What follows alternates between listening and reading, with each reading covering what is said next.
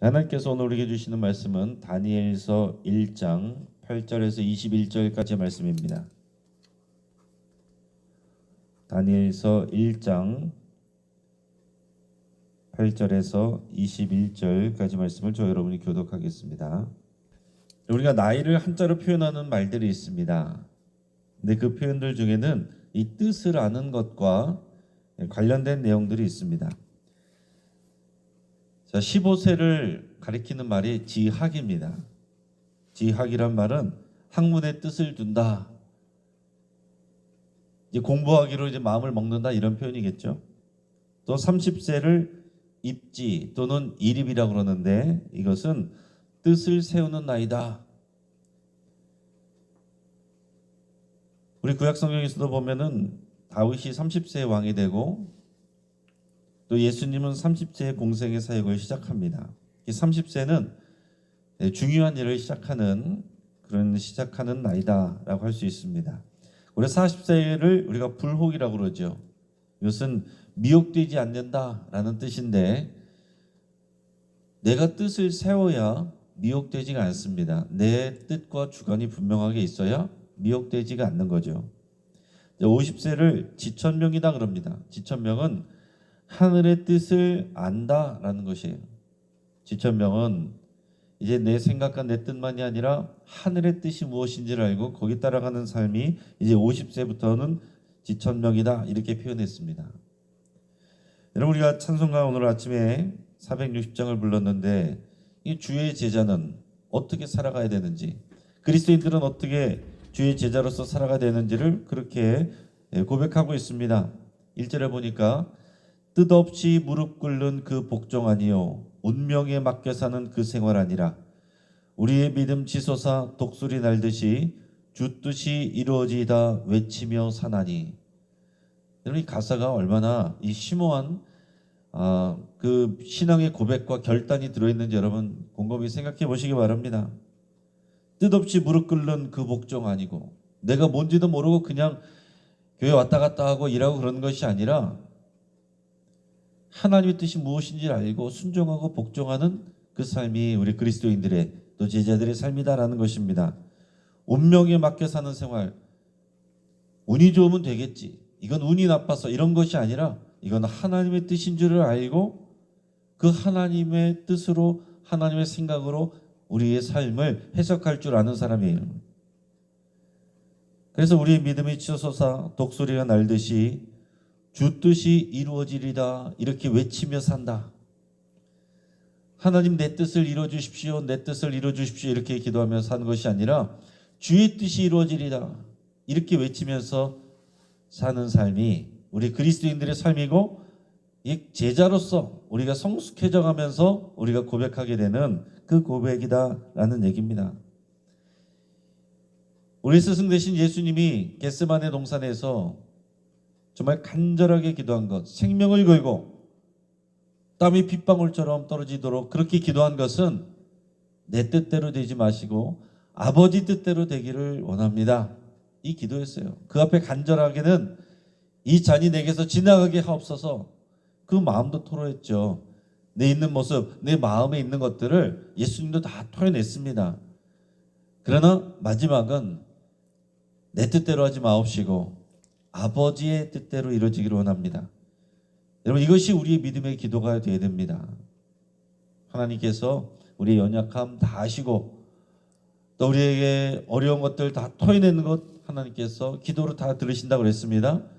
그러나 우리를 힘주시고 성숙하게 하시고 하나님의 뜻을 알게 하셔서 결국에는 하나님의 뜻이 이루어지도록 하는 것, 그게 하나님의 은혜이고 하나님의 복입니다. 여러분 우리의 인생이 우리 뜻대로 돼 있으면 이 자리에 여기 앉아 있을 사람 별로 없을 거야. 아마 다른 데 가 있을지 모릅니다. 다 우리 뜻대로 되지 않고 하나님의 뜻이 이루어져서 가장 귀한 이 기도하는 자리에 하나님 앞에 나와 있는 이 자리에 앉아 있는 줄로 믿고 감사드릴 수 있기를 바랍니다. 다니엘과 세 친구들이 그런 사람들이었어요. 뜻을 정하고 또 하나님의 뜻을 따라 순종하는 그들이었다라는 얘기입니다. 오늘 8절 말씀 우리 같이 읽겠습니다. 다니엘은 뜻을 정하여 왕의 음식과 그가 마시는 포도주로 자기를 더럽히지 아니하리라 하고 자기를 더럽히지 아니하도록 환관장에게 구하니. 아멘. 자, 다니엘은 뜻을 정했다라고 그랬어요. 뜻을 정했다라는 게 참 중요한 것입니다. 지금 바벨론 왕이 내리는 음식과 포도주를 먹지도 않고 마시지도 않겠다라고 그렇게 뜻을 정하여 결정을 했다라는 얘기입니다. 자, 바벨론의 말과 학문을 공부하는 것, 그 상황에서 용인할 수 있습니다.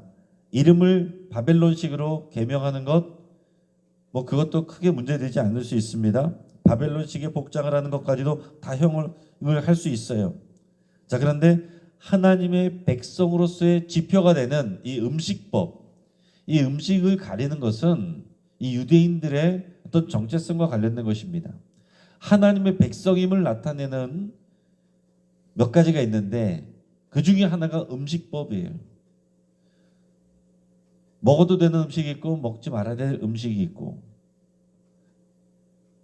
지금 중동 아랍 사람들은 돼지고기 그 사람들도 안 먹잖아요. 지금 우리나라에서도 그 아랍에서 오는 그런 사람들을 다 인정하고 또 그들을 위해서 음식에서 돼지고기가 들어간 것들은 빼고 주고, 또 공항이나 이런 데다가 그런 사람들을, 무슬림들을 위한 기도실도 만들어주고 하지 않습니까? 그들의 신앙을 존중한다는 그런 의미죠.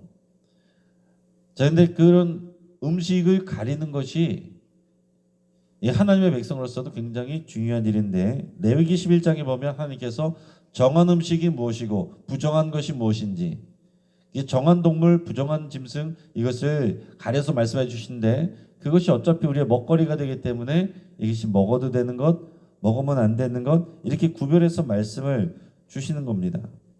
자, 우리가 생각할 때는 그냥 음식은 문화의 문제 아니냐? 음식은 그냥 자기 기호대로 먹으면 되는 거지. 아니면 자기가 먹고 싶은 대로 먹으면 되는 거지. 그냥 건강에 좋은 거 먹으면 되는 거지. 맛있는 거 먹으면 되는 거지. 이렇게 생각할 수 있지만 여기에는 하나님의 뜻이 담겨 있는 것입니다. 자, 무엇을 먹느냐를 결정하는 것이 믿음이에요. 하나님이 말씀하실 때 이것은 부정한 것, 이것은 정한 것, 정한 것을, 하나님이 정해주신 정한 것을 먹고 부정한 것을 먹지 않는 것, 이것은 하나님의 거룩성을, 하나님의 거룩한 백성으로서의 거룩성을 지킨다라는 그런 뜻입니다. 이건 문화의 문제가 아니라 하나님의 뜻을 따라간다는 그런 신앙의 문제예요. 자, 그런데 다른 것보다 음식법과 관련한 이 거룩성을 지키는 것, 특히 이 바벨론 땅에 와서 여호와를 알지 못하는 그런 이방 나라에 와서 마르둑이라고 하는 그런 우상을 섬기는 이 나라에 와서 내가 그들의 말도 하고 그들의 옷도 입고 그들의 학문도 공부하지만, 그러나 내가 하나님 나라의 백성으로서 이 정체성은 분명하게 지킨다라는 그 뜻을 세웠다라는 얘기입니다. 이거는 음식에 대한 문제가 아니고 내가 누구를 왕으로 섬기느냐, 내 정체성이 누구냐, 누구를 왕으로 섬기고 살아가는 사람이냐, 이거를 결정하는 문제예요. 바벨론 왕이 내려주는 음식물을 먹고 살아가느냐, 아니면 하나님이 정한 음식을 먹고 살아가느냐, 내 왕이 누구이냐, 이거를 결정하고 따라가는 문제입니다. 하지만은 이게 뭐가 문제가 있어요? 이건 자기 자신도 위태로워질 수도 있고 주변 사람들까지도 위태롭게 할 수도 있는 그런 문제입니다. 그래서 쉬운 부분이 아니었어요. 9절 10절 우리 같이 읽겠습니다. 하나님이 다니엘로 하여금 환관장에게 은혜와 긍휼을 얻게 하신지라. 환관장이 다니엘에게 이르되 내가 내 주 왕을 두려워하노라. 그가 너희 먹을 것과 너희 마실 것을 지정하셨거늘 너희 얼굴이 초췌하여 같은 또래의 소년들만 못한 것을 그가 보게 할 것이 무엇이냐. 그렇게 되면 너희 때문에 내 머리가 왕 앞에서 위태롭게 되리라 하니라. 아멘. 이 환관장의 책임은 이 이방에서 데려온, 약속에서 데려온 이 젊은 엘리트들을 3년 동안 잘 관리하고 교육하는 거예요. 그래서 3년 후에 이 바벨론 왕 앞에 딱 데리고 올 때에 왕이 쓸 수 있도록 그렇게 훈련시키고 준비시켜서 오는 것입니다. 근데 그럴 때에 음식 제대로 못 먹어가지고 초췌해서 이러고 있으면 내 목이 달아난다라는 얘기예요. 내가 죽는다. 이건 내 목숨이 달린 부분이다. 당연히 이해할 수 있는 부분이죠. 그러나 다니엘도 이것을 양보하기 어려운 것은 뭐냐면 그 음식이라는 것이 왕이 내린 음식에는 고기가 당연히 포함되어 있습니다. 고기가 포함되어 있어요. 근데 단지 육식을 안 하겠다라는 것이 아니고 그 당시에 그 육식은 주로 어디서 나오냐면은 신에게 제사를 드린 그 제물의 고기를 먹게 되는 거거든요. 그러니까 이 음식들은 우상에게 바쳐진 그 제물의 고기들일 가능성이 크다라는 얘기입니다. 그러니까 내가 우상에게 바쳐진 제물을 먹지 않겠다라고 그렇게 결단을 하는 것입니다. 그 결정을 하는 거예요. 그래서 환관장이 난색을 표했는 것입니다. 그랬다가는 내 목숨이 위험하다. 그런데 그럼에도 불구하고 이게 그렇게 되는 것은 9절에 보니까 하나님께서 역사하십니다. 하나님이 다니엘로 하여금 환관장에게 은혜와 긍휼을 얻게 하신지라. 그럼에도 불구하고 환관장이 그들의 청을 들어주게 되는데 이게 누가 역사하셨다고 그랬습니까? 하나님이 이 환관장의 마음을 인도하셨다. 부드럽게 하셨다. 은혜와 긍휼을 베풀게 하셨다라는 것입니다. 여러분 사람을 보면 세상을 보면 당연히 안 되죠. 안 될 수 있죠. 지금 세상은 지금 그런 상황이 아닙니다. 세상을 몰라서 그래요. 현실을 몰라서 그래요. 현실을 바라보는 사람입니다. 그러나 하나님을 바라보는 사람이 뜻을 정하면 그 세상을 변화시키고 운영하시는 게 하나님이 역사하신다라는 거죠. 그러니까 여러분 현실의 상황만 바라보고 거기 맞춰서 쫓아가는 사람은 평생 하나님의 역사를 경험할 수가 없어요. 그러나 하나님을 위하여 뜻을 정하는 사람은 현실에서 있기 어려운 일들을 놀라운 하나님의 은혜와 기적들을 경험하게 된다라는 얘기입니다. 이 부분이 참 중요한 부분이고 이 믿음의 선택이에요. 그래서 똑똑한 사람, 많이 배우고 아는 사람, 그리고 이런 통계와 자료들, 또 정보가 빠른 사람, 신앙생활하기가 쉽지가 않습니다. 그것을 가지고서 뜻을 정하여 나가는 사람은 더 크게 쓰임을 받는 것이고, 그러나 그 뜻을 정하지 않고 많은 정보와 지식을 갖고 있는 사람은 세상으로 흘러가기가 쉬운 것이고, 그러나 아는 것은 잘 없어도 내가 뜻을 정하고 하나님 뜻대로 살기로 하는 사람은 또 하나님의 역사대로 쓰임을 받는 것입니다. 자, 오늘 그런데 다니엘이 뜻을 정했다라고 해서 막무가내로 몰라요 나는 무조건 안 먹습니다 이렇게 떼쓰기만 한 것이 아니라 적절한 대안을 제시할 수 있는 지혜가 있었어요. 11절에서 16절까지 말씀을 우리 내용을 생각하면서 같이 한번 읽어보겠습니다. 환관장이 다니엘과 하나냐와 미사일과 아사랴를 감독하게 한 자에게 다니엘이 말하되 청하오니 당신의 종들을 열흘 동안 시험하여 채식을 주어 먹게 하고 물을 주어 마시게 한 후에 당신 앞에서 우리의 얼굴과 왕의 음식을 먹는 소년들의 얼굴을 비교하여 보아서 당신이 보는 대로 종들에게 행하소서 하매 그가 그들의 말을 따라 열흘 동안 시험하더니 열흘 후에 그들의 얼굴이 더욱 아름답고 살이 더욱 윤택하여 왕의 음식을 먹는 다른 소년들보다 더 좋아 보인지라. 그리하여 감독하는 자가 그들에게 지정된 음식과 마실 포도주를 제하고 채식을 주니라. 아멘. 다니엘은 뭐라고 얘기했냐면 나 무조건 안 합니다. 이렇게 들이받는 것이 아니라 열흘 동안 우리를 한번 시험해 보십시오. 이렇게 대안을 제시했어요. 왕의 음식을 먹지 않고 왕의 음식이 있는 그 고기와 그 포도주를 먹지 않고 우리에게 그냥 채식과 그리고 물만 먹게 열흘 동안 시험해 보십시오. 이렇게 얘기를 했어요. 그러고서 상태를 확인해 보라라는 얘기입니다. 하나님의 은혜 주셔서 환관장의 마음이 열려가지고 그렇게 해보자. 그래서 열흘 후에 다시 봤습니다. 그랬더니 다니엘과 세 친구들이 어떻게 됐어요? 왕의 음식을 먹은 다른 소년들보다 훨씬 더 아름답고 살도 피부도 윤택하겠다라고 이렇게 표현했습니다. 자, 이 말씀을 읽으면서 역시 채식이 좋아 이렇게 보면 안 되는 것이고요. 물론 채식이 좋을 수도 있지만 당연히 고기를 먹는 사람이 더 기름지고 윤택하게 되죠. 고기도 먹어야죠. 이건 채식의 중요성을 강조하는 본문이 아니라 당연히 고기를 안 먹었음에도 불구하고 하나님께서 특별한 은혜를 주셔서 그들을 더 윤택하게 더 아름답게 보이도록 하나님께서 건강을 주셨다라는 얘기입니다. 이게 하나님이 은혜 주시고 하나님이 섭리하셨다.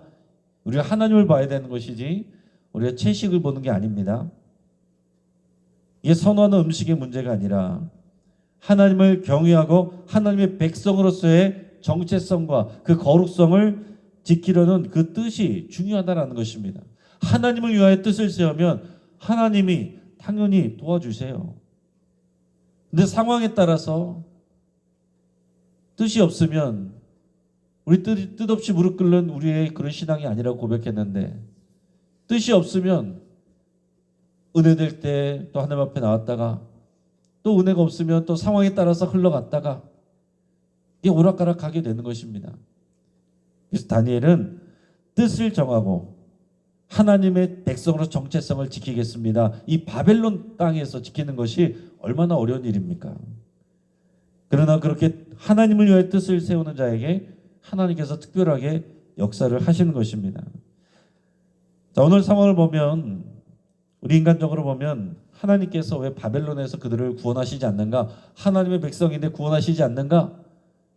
그것만이 하나님의 뜻이 아니라 그 상황에서 하나님의 살아계심을 나타내는 것, 이게 하나님의 뜻입니다. 그러니까 우리는 그런 것들을 분별할 수 있어야 되겠습니다. 우리 이어서 하나님 어떻게 역사하시는 17절에서 21절까지 말씀을 같이 읽겠습니다. 하나님이 이 네 소년에게 학문을 주시고 모든 서적을 깨닫게 하시고 지혜를 주셨으니 다니엘은 또 모든 환상과 꿈을 깨달아 알더라. 왕이 말한 대로 그들을 불러들일 기한이 찼으므로 환관장이 그들을 느부갓네살 앞으로 데리고 가니 왕이 그들과 말하며 보매 무리 중에 다니엘과 하나냐와 미사일과 아사랴와 같은 자가 없으므로 그들을 왕 앞에 서게 하고 왕이 그들에게 모든 일을 묻는 중에 그 지혜와 충명이 온 나라 박수와 술객보다 10배나 나온 줄을 아니라. 다니엘은 고레스 왕 원년까지 있으니라. 아멘. 자, 이후에 다니엘과 세 친구들이 이 바벨론에서 생활하는 거 하나님께서 다 도우시고 형통케 하셨다라고 그랬어요. 지혜와 능력을 주셨습니다. 바벨론에서 건져내는 것, 그것만이 하나님의 살아계신 역사가 아니라 지금 이 바벨론 땅에 온 것, 지금 하나님의 백성들이 하나님께 불순종해서 지금 그들이 자신들의 성전도 잃어버리고 땅도 잃어버리고 그렇게 해서 포로로 끌려갔다 오는 것, 이게 하나님의 뜻입니다. 그래서 바벨론 땅에 가서 사는 것 고통스럽고 어려운 일이지만 그 가운데서 하나님의 백성으로서 사는 것도 하나님의 뜻이다라는 거예요. 그러니까 여러분, 우리는 지금 우리가 있는 상황, 어려운 상황, 고통스러운 상황에서 건져주시기만을 위해서 기도할 것이 아니라 이 안에서 하나님의 뜻을 구하셔야 돼요. 여러분, 요셉도 감옥에서도 하나님께서 형통케 하셨다라고 그랬어요. 하나님이 함께 하시면 그것이 형통입니다. 우리가 볼 때 저기 더운데 출세하고 있는 사람들 하나님 없이도 저렇게 잘 나가네. 그건 형통이 아니에요. 그것은 저주입니다. 하나님께서 죄 가운데 내버려 두시면 완전한 멸망하는 거예요. 오히려 그들을 돌이키시는 게 하나님의 은혜이고 복입니다. 그러나 이 바벨론 땅에서도 하나님을 모르는 이 땅 가운데서 있을지라도 하나님의 백성으로서 그 정체성을 지키는 것, 이게 하나님의 뜻이에요. 다니엘과 세 친구들은 똑같이 공부해도 다른 소년들보다 더 많은 것을 깨닫고 알게 되는 그런 지혜가 있었습니다. 그 지혜를 누가 주셨어요? 하나님이 주셨다는 거죠. 똑같이 공부를 해도 하나님이 능력 주시고 지혜 주셔야 된다는 것입니다. 특별히 다니엘은 모든 환상과 꿈을 깨달아 아는 그런 신적인 능력을 하나님께서 주셨습니다. 자, 3년의 기한이 지나고 왕 앞으로 나갔습니다. 왕은 여러 가지 말로 그들을 시험해요. 그랬는데 다른 어떤 사람들보다 다니엘과 이 세 친구가 말하는 대답이 가장 뛰어났습니다. 그리고 그 중에서도 다니엘은 바벨론 온 나라의 박수와 술객보다 10배는 더 나았다라고 그랬어요. 박수와 술객은 이게 신적인 능력으로 이렇게 점을 치고 이러는 사람들입니다. 그러니까 이 질문하는 것은 그 당시에는 그 신을 섬기는 그런 시대이기 때문에 신과 관련한 어떤 신적인 질문 이런 부분들이 굉장히 중요했다는 거죠.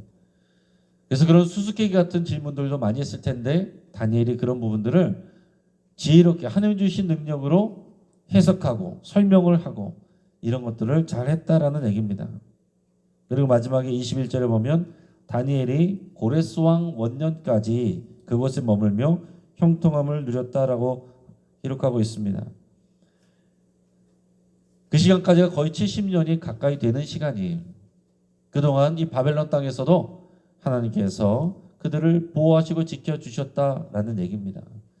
결국 시기가 되면 하나님의 백성을 하나님께서 바벨론에서 예루살렘으로 돌아가게 하세요. 그게 하나님의 때가 있습니다. 그러나 다니엘은 거의 이 바벨론 땅에 머물러 있었어요. 메대와 이 바사, 이 페르시아로 시대가 변한 때까지도 그 원년까지도 있었다라고 기록하고 있습니다. 거기 있더라도 거기에서의 역할이 있고 그게 하나님의 뜻일 수 있다라는 것을 우리가 기억하기를 바랍니다. 자, 이제 말씀을 정리하겠습니다. 사람은 의지라는 게 있어요. 우리 본능을 뛰어넘을 수 있는, 우리 두려움을 뛰어넘을 수 있는 의지라는 것이 있습니다. 물론 의지가 강한 사람도 약한 사람이 있는데 강한 사람이나 약한 사람이나 의지가 있어도 의지대로 잘 안 됩니다. 뜻을 정해야 돼요. 결단을 해야 되는 것입니다. 여러분 새벽에 나오는 것도 여러분 뜻을 정하지 않으면 못 나와요. 내일 일어나 봐서요. 절대 못 나옵니다. 일어나 봐서 피곤하면 못 나와요. 나와야지. 뜻을 정하면 나올 수가 있고 내가 이왕이면 많이 나가야지. 나오면서 힘들어요. 당연히 나가야지. 그러면 훨씬 좀 수월해집니다. 그리고 이거 습관이 돼야 되는 것이고 그러나 그 처음은 뜻을 정하는 것이 중요하다라는 얘기예요. 다니엘은 뜻을 정해서 하나님의 백성으로서 거룩성을 지켜냈습니다. 다니엘은 억지를 부리지 않고 지혜로운 대안도 제시했어요. 다니엘은 채식과 물만 먹고도 왕의 진미와 포도주를 먹은 다른 소년들보다 더 아름답고 건강했습니다. 이 모두 하나님께서 주시는 은혜이고 능력입니다. 하나님이 주시는 진정한 형통은 하나님을 경외하고 순종하기로 뜻을 정한 백성들에게 부어주시는 거예요. 오늘 이 시간 뜻을 정하여 이 새벽에 나오신 여러분들에게 하나님께서 이런 특별한 능력과 지혜와 또 인도하심으로 함께 하시기를 주의 이름으로 축복합니다. 같이 한번 기도하겠습니다. 우리 말씀을 붙들고 함께 기도합니다. 내가 하나님만을 경외하고 하나님의 원하시는 그 말씀에 순종하기로 여러분 뜻을 정하여 결단할 수 있기를 바랍니다. 내가 이 세상 가운데 비둘기 같은 순결한 믿음과 더불어서 뱀 같은 지혜를 주시기를 위해서 기도하기를 원합니다.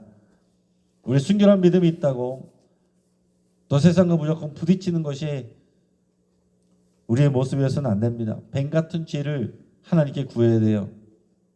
왜 다니엘처럼 그냥 버리는 사람이 아니라 바벨론 안에서도 탁월함을 나타내고 쓰임받는 그런 크리스천들이 이 시대에 필요한 것입니다.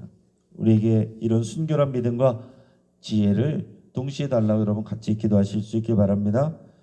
그리고 주 안에 있는 우리가 이미 형통하다라는 것을 여러분 아시고 또 하나님께 감사하며 고백할 수 있길 바랍니다.